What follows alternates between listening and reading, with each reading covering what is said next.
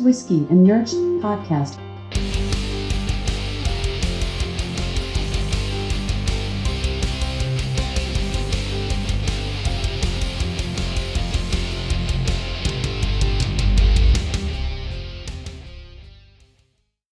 A stretch. Things coming up. Yep. Not Morbius. That got pushed again. Yet again. And not like Doctor Strange push, where it's like, okay, we just pushed it out 2 months. It's going to start the summer blockbuster series or season.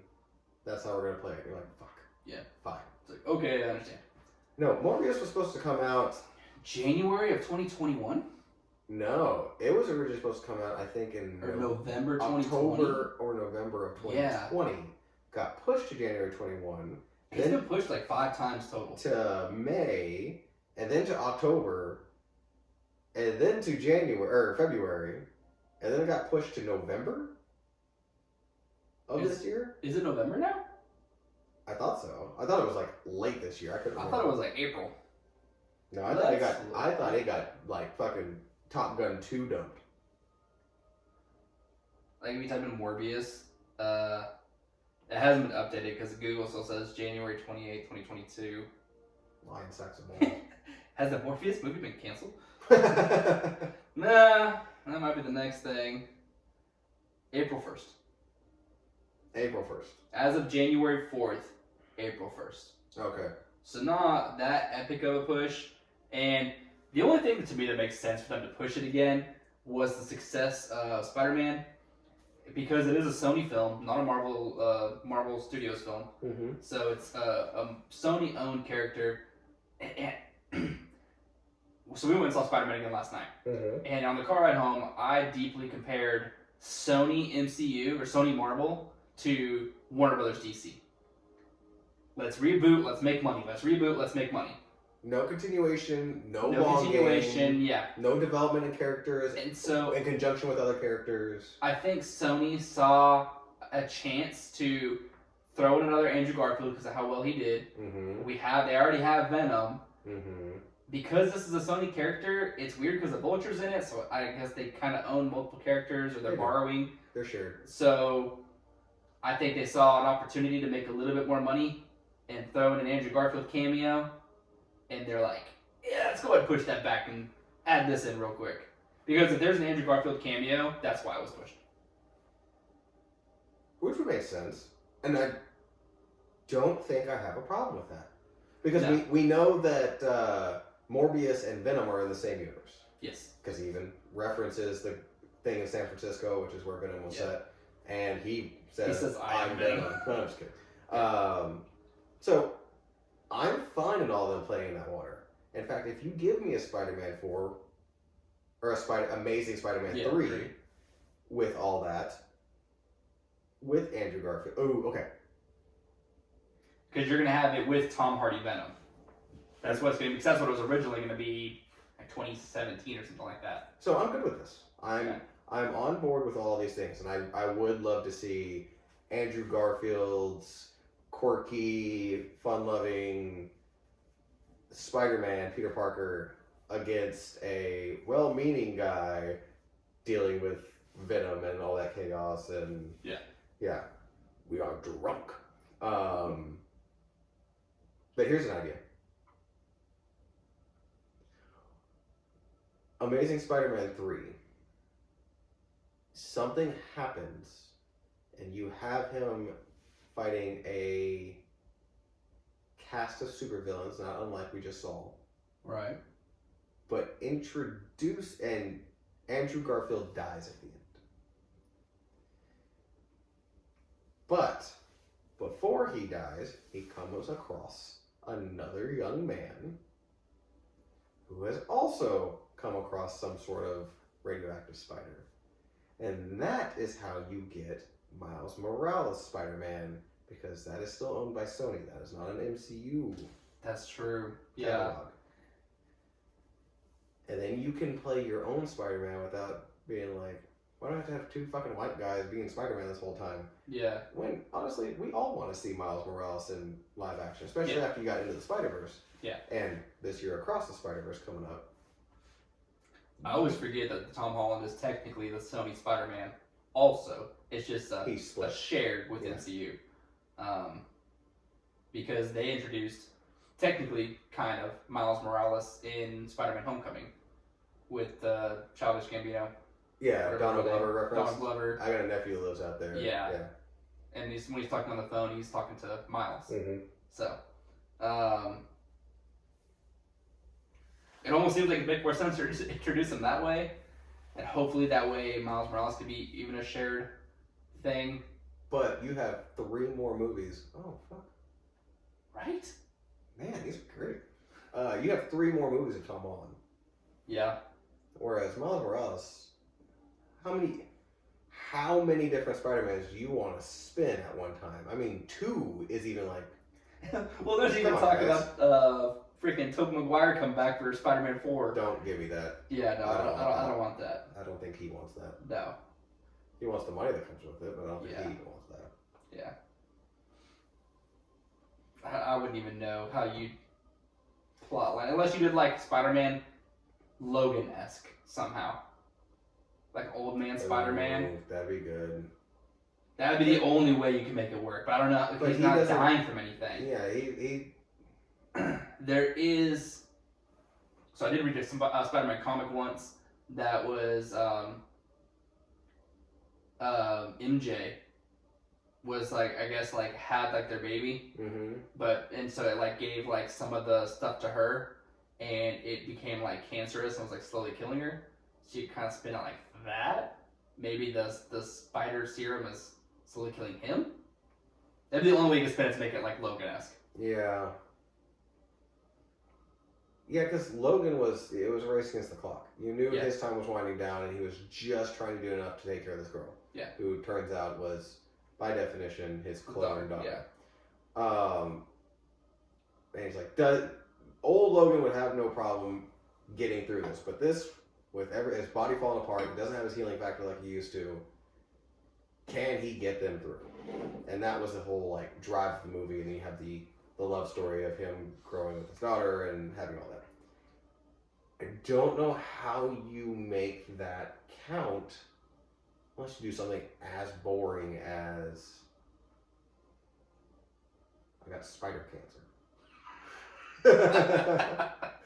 So I don't know how you play that. And you know what? Across the board, don't give me anything to remember. Yeah, I mean, I think at the same time, we're going to have 3 Spider-Man going.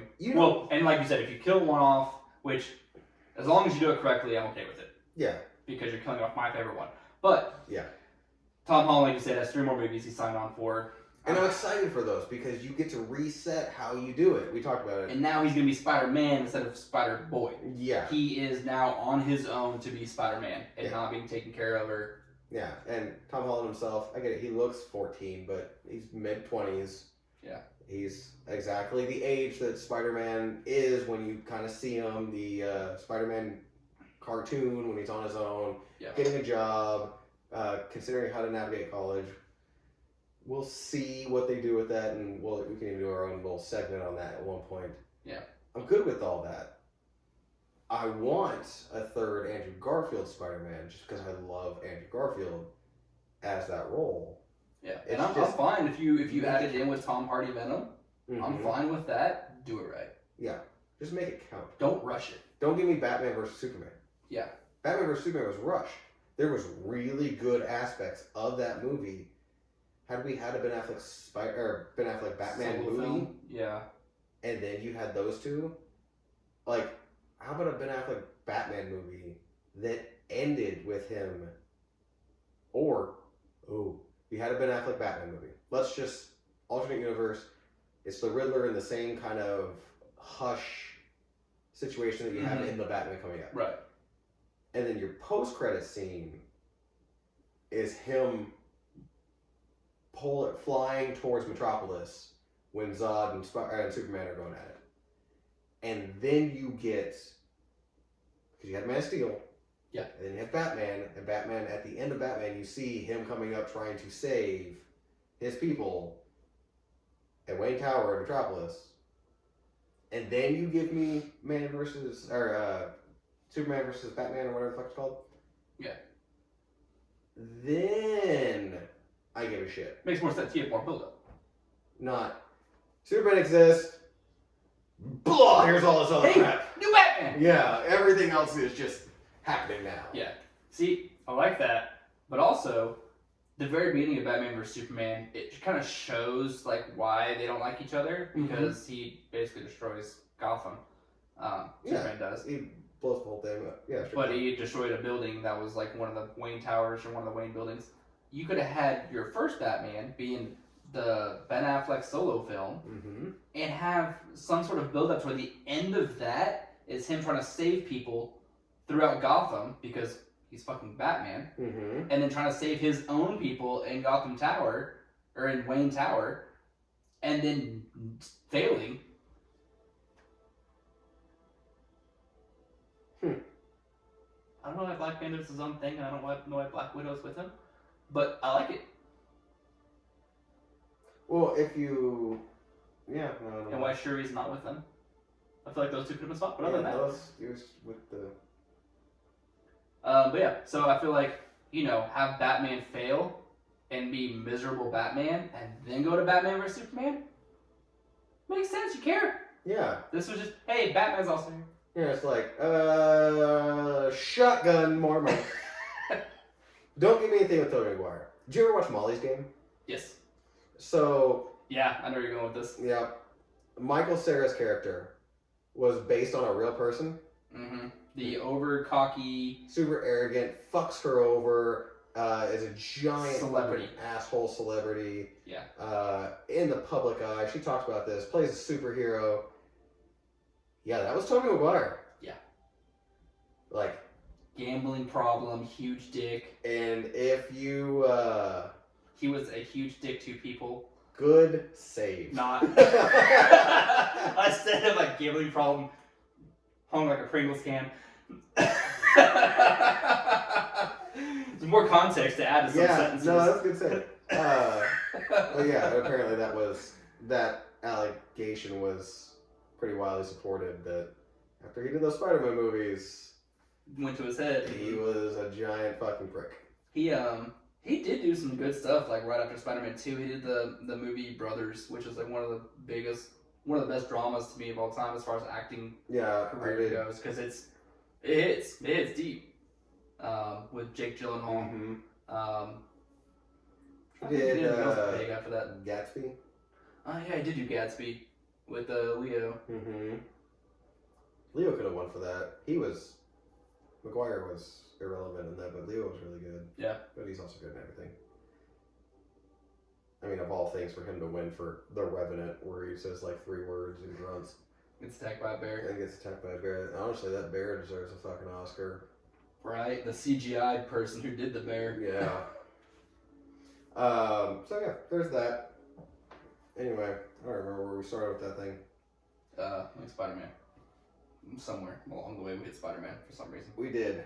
Oh, Morbius. Oh yeah, Morbius is coming out in April. Well, hopefully. Yeah. You know what else is coming out this year? Fucking Moon Knight. Yeah. Are you excited for that? After that trailer? I'm very excited about that. You had me at Oscar Isaac. Yeah. Just, hey, Moon Knight. Okay, really complicated character, really fucked up character, dark character. Dark character, yeah. On Disney Plus. Okay, interesting. How you gonna make that work? And they said Oscar Isaac, and I said, say no more. Yeah. It's fine. We're good. Couple things that have already come out about the show. The villain was killed in a skiing accident.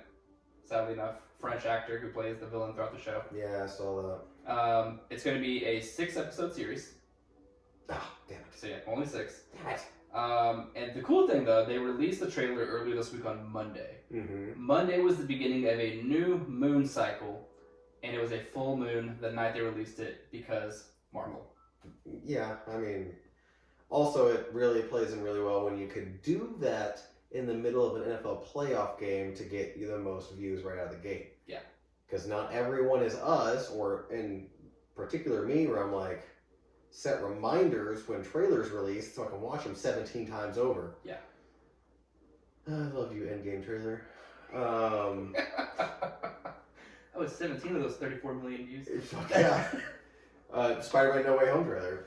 Yeah. I watched that. I watched it and immediately watched it again at 4 o'clock in the morning. And I was like, this came out. Gotta watch it. Watched it again. Got to work. Watched it. Showed it to somebody else, so watched it. Yeah. So I didn't know a whole lot about Moon Knight before this trailer came out. Mm-hmm. I have not honestly done that much research into him yet, so you can probably give more detail. But essentially, he's dying, dead, but kind of possessed, taken over by Moon Knight, and is active at night. And basically, he's like an anti-hero, right? Yeah, he's kind of, and this is a really, really rough comparison, Marvel's answer to Batman. Right. In the concept. However, Bruce Wayne's parents died, so he's essentially a psychopath and a serial killer that just does not kill. Like, he is that level of broken. You think Dexter has no empathy type of thing. No one relates that to Bruce Wayne. That is who he is. Moon Knight, think, what was the movie with James McAvoy? Split? Yeah. The multiple personalities. Yes, and one of them happens to be extremely powerful. An animal, essentially, yeah. Think of it in context like that. If you can combine Split with Batman, you have Moon Knight. That's the most basic way of saying this is kind of what you're getting into. And when you put it that way, you're like, oh, fuck, okay, cool. That's vigilante, cool. Anti-hero, beast of a human being, and then whenever he's not that, he's Oscar Isaac. Which, win-win. When I grow up, I want to be Oscar Isaac. That's who I want to be. Yeah, I don't think I can get that tan, but... Oh, I definitely can't get that tan. He's got a perfect beard half the time. Alright, moving on. Yep. God, this smells good. Alright. This is the best smelling one of the group so far. Whiskey and Chip. Now we're drinking Lucky 13. Widow Jane. A blend of Kentucky, Tennessee, and Indiana bourbon. Okay. Is it also MGP? I assume so. Yeah. If you're from those three places, yeah. So, Kentucky could be Bardstown or Heaven Hill. Right. Tennessee is Dickel, because it's always fucking Dickel. It's always Dickel. Everything that's decent that comes out of Tennessee is Dickel. I sent you the meme that's like, Sweetens Cove, this other thing. It's just Dickel. Yeah. Yeah, it's all fucking. And then, Indiana, if it's sourced from Indiana. Not oily at all. No. It just runs off the glass. A little bit. Not viscous. I mean, a little bit sticks, but nowhere near as much as some of the other ones.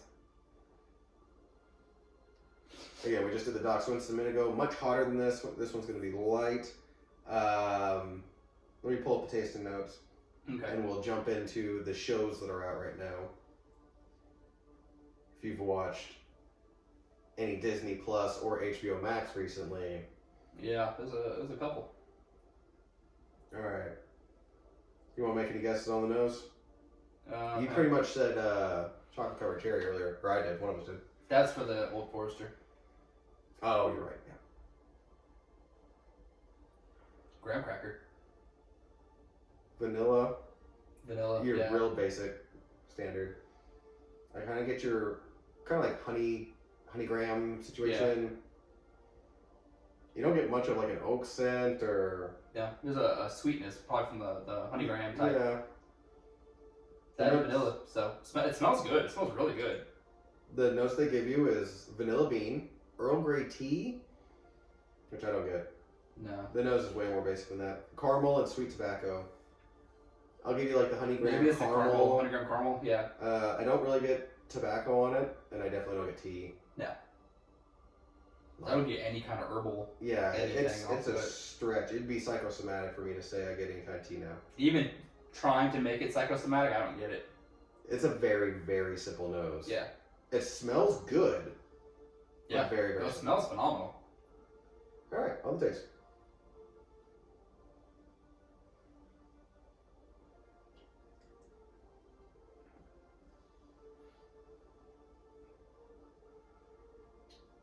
It's an oak finish, for sure. Uh-huh. There was something very prominent in the beginning, but only that, and then oak, and then nothing. Did it seem kind of flat in the middle? A little bit. Maybe I have high expectations because everyone told me this was really good. And it tastes like traditional bourbon flavors. Yeah. Very much so. It finishes in oak. You got a sweetness up front. Again, like a vanilla. So almost no aftertaste. There's It nothing doesn't linger, beyond yeah. the oak. Damn. I love every one of these so far. Whoever created this, go follow their YouTube page too. Oh, speaking of Venom, and Ted Lasso, I had no idea Danny Rojas was the bartender. Did you catch that the first time around? I didn't. Piper did. Piper caught it? Because I was sitting there and like it popped up and her no. What? She's like, it's Danny Rojas. And for like 2 seconds I was like, what the fuck is Danny Rojas? And I was like, oh, Ted Lasso. What is life? Yeah, so we hadn't started Ted Lasso when we first watched No Way Home. Yeah. So last night when we Because I saw the head tilt last night where you're... I was like, is that Danny Rojas? wait a minute. And it blew her mind. I don't know if you saw her hands when I was like, oh my god! Football is life. Football is dead. But mostly football is life. Danny Rojas. Oh god, yeah. And people talk shit about it. I love the Venom Eddie Brock back and forth. It's so just campy and funny and ridiculous. Oh, I love their interaction with each other. Yeah. Oh man. Couldn't get past it. Okay. What the fuck? You ready for the palette on this one? Bring it on. Alright. Widow Jane. 13-year. Mm-hmm. Sourced from all your major sourcing companies. Yeah, all the MGPs. MG and P. Yeah. Bottled in Brooklyn. That's where Okay. Widow Jane is out.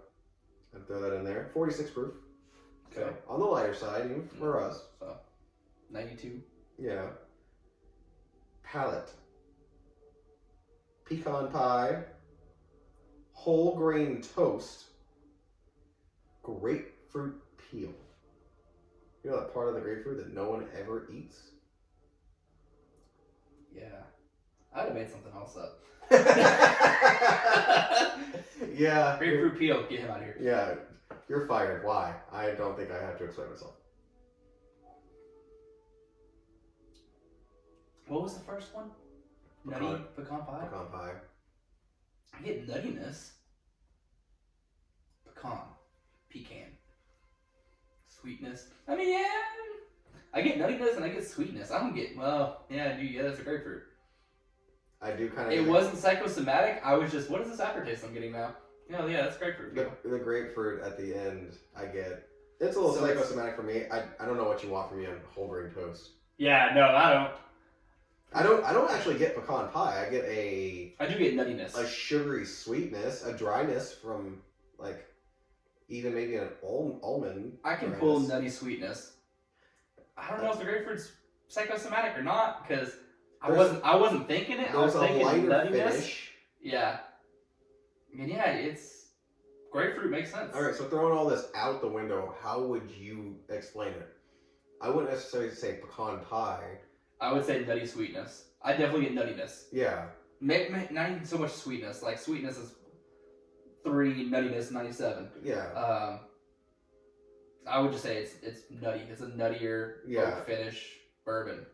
I originally thought oak finish. I psychosomatically see the grapefruit peel. I don't even know if it's grapefruit. I just kind of think it's like a dry. It's general dry. It's wood. melon. Like it ends in a brighter fruit Melon flavor. finish. Yeah. Yeah. But I don't agree with anything they gave me. It's weird going from nuttiness to fruitiness. I kind of see it. It is. Look, this is an easy drink. Yeah. And I'm willing to bet money. I love this on the third pour. Yes. This right now is fine. Kind of figuring out the second one. I think I'll still be playing it out. But I said this with that Benjamin Pritchard. Mm-hmm. We weren't really huge fans, but it was good enough. Yeah. I was like, I guarantee you, 3 or 4 pours in, I'm going to love this bottle. And it turned out, You did. I went It was through that. phenomenal. Yeah, I went through that really, really quickly. This, kind of simple, but if I think I would just want a simple bourbon with a little bit of weight to it, not a lot of weight, but I mean, it's a 13-year. Yeah. I have a feeling I'm going to really, really like this soon. I'm curious if that opens up a little bit, if it has the same effect as the Doc Swenson Cognac, where it just doesn't completely change. It just opens up and some more flavors become apparent, and maybe we do get that that whole grain toast. Maybe that does become apparent. Maybe that's the game changer, the whole grain toast. I can see it rounding it out. Butter, a little jelly. See, now I'm just hungry. Need another charcuterie board. I do need another charcuterie. We need a post-podcast charcuterie board. Fuck yeah, I should have brought both of them. Don't worry, I got this covered. The finish on this is nutmeg, birch beer, and dry oak tannin. Oak, that's all they get. I don't know what. Look, I don't know what birch beer is. Birch beer. Thanks, Brooklyn. You gave me Captain America and this, so. Yeah. All right. Next on the docket, TV shows. There's been 2 released. We already talked about the end of Hawkeye. Right. It finished that in season 1. Though listening to other podcasts, I did get instead of like in the comics where Echo shoots Kingpin in the face and makes him blind somehow, since he will be we expect him to be a major villain in the Echo series. Yeah. She shoots next to his ear, making him deaf, like her. Poetic justice. Makes sense. And then Matt Murdock showed up in No Way Home, and he is, as Charlie Cox as Matt Murdock, is going to be in the MCU now, but they don't think the idea of a season 4 of Daredevil is still kind of being tossed around. They think he is going to be like the new Nick Fury, not that he's recruiting people, but he's just going to be popping around in everything. Yeah. In and out of all things, especially the shows, because She-Hulk, she's a lawyer in Hell's Kitchen in New York. That makes sense. Makes sense, yeah. Echo came from a Daredevil comic book. That's where she stemmed from, so there's no... They're probably still in Hell's Kitchen, or at least in New York. Yeah, so there's absolutely no way that doesn't play out. You have 3 Spider-Man movies. Motherfucker. Shit. I don't even care. Put them in all 3. I don't even care what the plot of the whole movie is. If you put those 2 together... Just for one fight. Because the thing I love about the MCU is, yes, this movie says Captain America on it. There's other people in this movie. Yeah. This movie says Doctor Strange on it. There's got to be everybody in this movie. Yeah, there's other people in this movie. It's never just one thing. You are literally getting the Marvel comics of everything was interloped at all times on screen. It's never just this guy. Yeah. You started that way, but you don't have to stay that way anymore.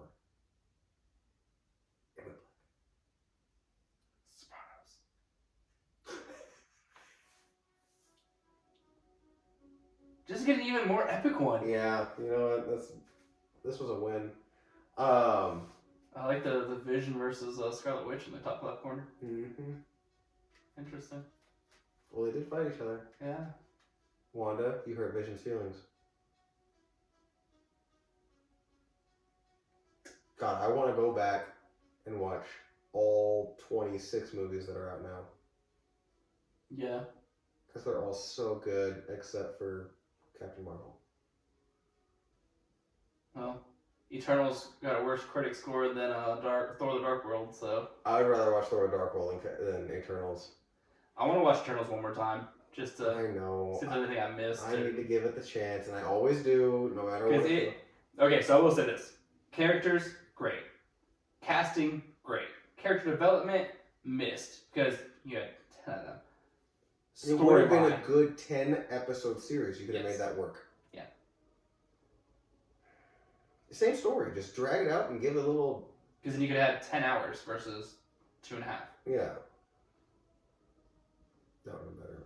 I just want more Droog and Makari. I mean... I loved Makari. For the 8 minutes she was in the movie, she had the coolest high-speed fight out of all of comic book history. And not to really dumb this down to us being absolute primates, but she wasn't all that difficult to look at either. No, not at all. Oh man, God bless her. Good for her and her parents. They did good. I did not like her boyfriend though in the movie. I can't remember his name. I don't know. He's weird. Who's the guy who's playing Flash? Ezra Miller. Yeah. That's all I can. Just weird Ezra Miller. I liked him. I liked his story arc. How he's like, I have the power to change this. I'm gonna fucking change it. Yeah, but all he did was just brainwash people Brainwash into them being slaves. and then just took that one battle with him, and then those other battles and wars that go on, like 1 and 2. Yeah, you can do shit. Good luck on your. Yeah, we're still watching. Give us more. But yeah. Anyway, I almost feel like when you go back, watch them all again and re-rank. But it's also like all these other movies are canon now. They're part of the MCU. Do they get involved in the rankings?